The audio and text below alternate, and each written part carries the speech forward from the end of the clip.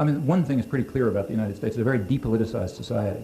There aren't organizational structures. There's one political party. Look, we got through the last decade without a chief executive. That's an interesting fact. It's a very interesting fact. It means that elections, you know, whatever people pretend, whose job it is to pretend, everybody who has their head screwed on knows that Ronald Reagan was reading the lines written for him by the rich folk the same way he was doing in the 50s for GE, and that's all he understands. It doesn't make any difference whether he knew what the policy was or didn't know or whatever. And in fact, I think everybody understands that. That's why he disappeared as soon as the job was done, and nobody cares anymore what happened to him. And that's an important fact. I mean, that's part of the elimination of politics. You know, if you're voting for a completely symbolic figure, you have an election without issues, it's like voting for Queen, something like that. Somebody else is doing the work. And we've gone a long way towards that. The country is very depoliticized. When people don't organize politically, they get involved with people in other ways. So the United States has a huge fundamentalist movement.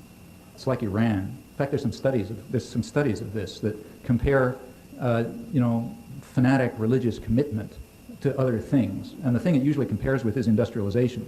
So the more a society gets industrialized, the more things like, you know, belief in the devil and witches and so on goes down.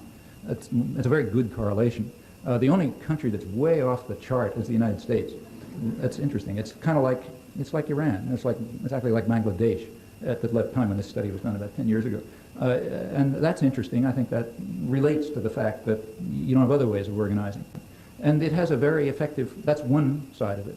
There's other sides, like things like, say, the Central American Solidarity Movement or the general kind of movement activities in the United States. They really don't exist in Europe.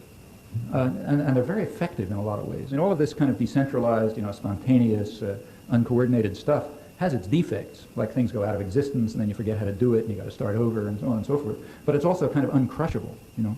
You can't get at the head because there isn't any head.